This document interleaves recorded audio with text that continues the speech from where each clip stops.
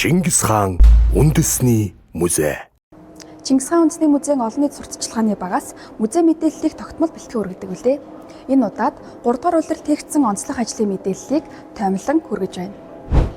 Монгол дархны уламжлалт өв соёлыг хадгалан хамгаалах, судлан шинжлэх, олон нийтэд сурталчлан таниулах, түгээн дэлгэрүүлэх, соёлын бит болон бит бусыг өвлөн уламжлагч Ахмад дархчуулыг хөгжүүлэн дэмжих, бидний мэдлэг оюун ухааныг хойч үдээ өвлүүлэн уламжлуулах зорилгоор Монгол улсын ерөнхийлөгчийн ивэл дор өндөр гэгээн зан базрын үндэсний 390 жилийн ойг тохиолдуулан Монгол дархан өв урлагүй тусгай үзэсгэлэнгийн нээлт Чингис хаан үндэсний музейд дэлгэгдлээ. Ерөнхийлөгчийн тамгын газар, соёл спорт аялал жуулчлал залуучуудын яам, Төмөн Эрдэнэс нэгдсэн холбоо, Чингис хаан үндэсний музей, Монголын үндэсний музей, зан базрын нэрэмжит дүрслэг урлагийн музей, Монголын урчуудын эврэл хамтран зохион байгуулсан үзэсгэлэнт Монголын түүхэнд дархчдын оролцол сэдвийн дор 63 бүтээлч 138 бүтээлээр оролцлоо. Бүтээлүүдийг ардын урлал, шашны урлал, чимэглэлийн урлал, чөлөөт урлал бүтээл хэмээн 4 төрлөөр хуваан авч үзэн шилдэг 20 бүтээлийг шалгаруулсан бөгөөд үзэсгэлэн Монгол дархан өв урлагын нэрийн дор өргөн хүрээтэй зохион байгуулагдаж, Буриад өвөр Монголын өөртөө засах орны уран бүтээлчид хүрэлцэн ирж оролцсноороо онцлог болсон байна. Их Монгол улсыг байгуулагч Чингис хааныг бурхалчлан шүтэж, тусгайтан тахилсан үйлддэг байсан тухай өгүүлэх, их шүтэн эзэн Чингис хаан тусгай үзэсгэлэн, Чингис хаан үндэсний музейн үзэсгэлэнгийн техник бэлгэж, сарын хугацаанд үзэгчдийн хүртэл боллоо.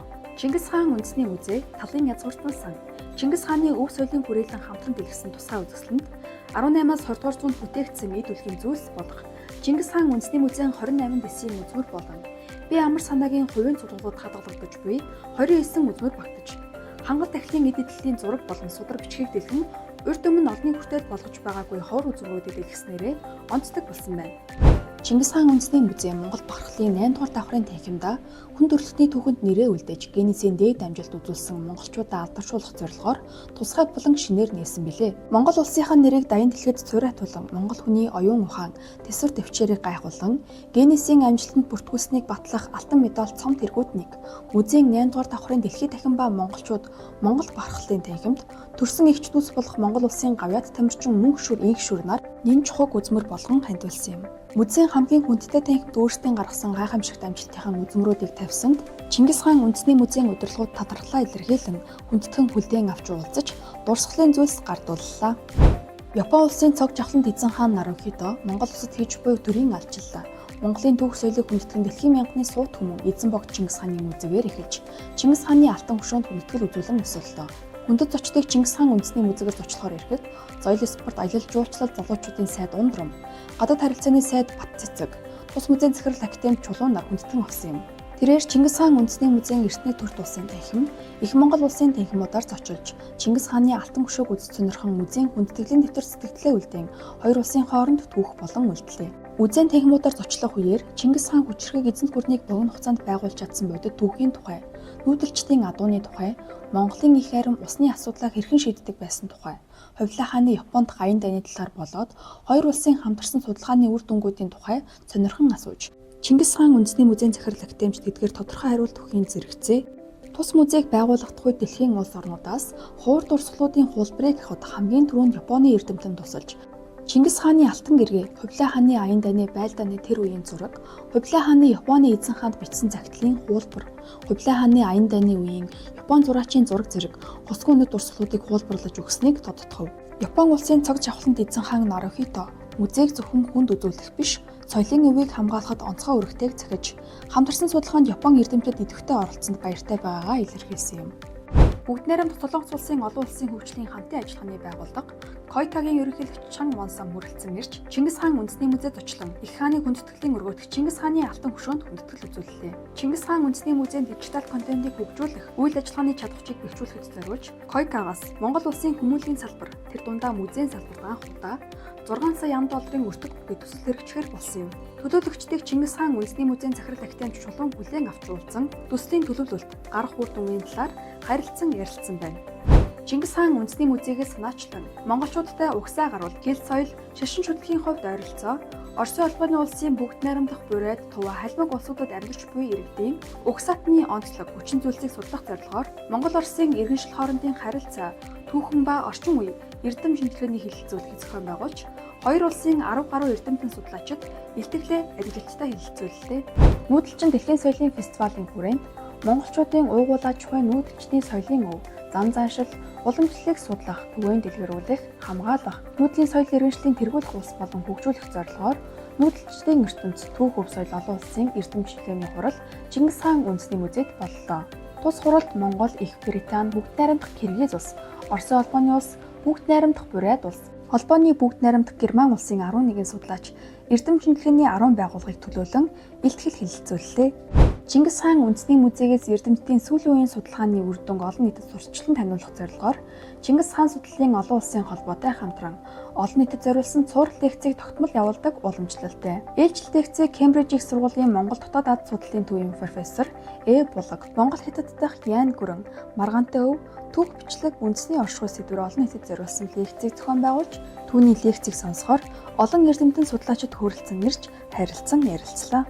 Чингис хаан үндэсний музейгээс хаадын зам төслийг 2022 онд санаачлан ЮНЕСКОд өвд бүртгэлтэй Чингис хааны өлгөн нутаг, Бурхан хатуунаас Монголын эзэнт гүрний нийслэл, хар хоромын орхины хөндийг холбосон хаад эзүүртний холбоотой соёлын үеийн дурсгалт газруудыг сурталчлан таниулах, түүхэн дурсгалыг судлах, аялал жуулчлалын шинэ бүтээгдэхүүн үйлчлэгээ маршрутыг хөгжүүлэх хүрээнд эрдэм шинжилгээ судалгааны ажлыг 3 жилдээ зохион байгуулж байна. Энэ хүрээнд ЮНЕСКОгийн Бит бүсийн соёлын үеийн бүртгэлтэй Монгол адууны соёл, бүхүүрийн айраг эсгэх уламжлал, зан үйл болон түүхэн бичгийн дурсгалт газруудад олон талд арга хэмжээг соёл спорт аялал жуулчлал залуучуудын яам, Төв аймгийн соёл спорт аялал жуулчлал залуучуудын газар, Зан Базрын нэрэмжит дүрслэг урлагийн музей, Гөх бичиг соёлын академитай хамтран хэрэгжүүлв. Ийхүү 3 дахь жилдээ болж буй хаадын зам 2025 арга хэмжээний нээлтийг Төв аймгийн Мөнгөн морьт сумын Хэрлэнгийн цагаан арлаас эхэлж, Баян дэлгэр сумын Гүн галуутайд, Алтан ургийн язгууртан их зохиолч, Дашторжийн Нацагд оржийн Миний нутаг залуу зохиолчдын яруу найргийн наадмыг өдөрлөхийг зохион байгуулж, Баян сумын Өвөө мөрт Лэгдэн хааны ордон тоглож байсан Монгол хаадын хөгжим, Чингис хаан үндэсний музейнд дэргэдэх хаан нарийн чуулган тоглолтоор үргэлжилж, ЮНЕСКОгийн хүн төрөлхтний соёлын бит бусад бүртгүүлсэн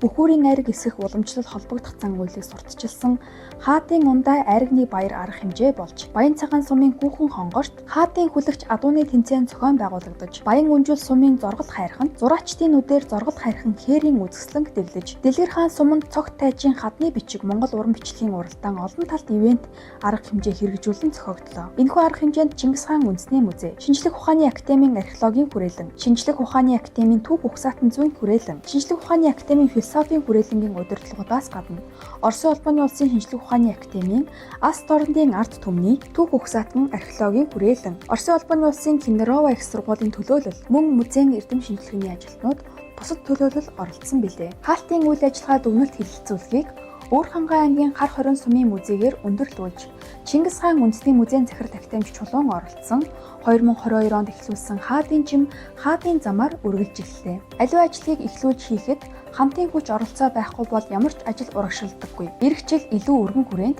энэ ажлаа үргэлжлүүлэх болно. Энэ удаа шинжлэх ухааны байгууллагуудыг татан оролцуулсан түүхэн аялалт нь соёлын урт чимээг татуулна гэдэгт итгэлтэй байна. Түүх археологийн үн цэнийг тогтоохож, өөрчлөлтийн соёлыг түгээж, Монголын язгуур оршихуйн гайхамшигт түүхийг эхлүүлж, аялал жуулчлалын шинэ маршрут бий болгосноор нийгмийн эдийн засгийн хөгжилд үнэтэй хувь нэмэр оруулах болно гэдгийг тодотхон тэмдэглэв.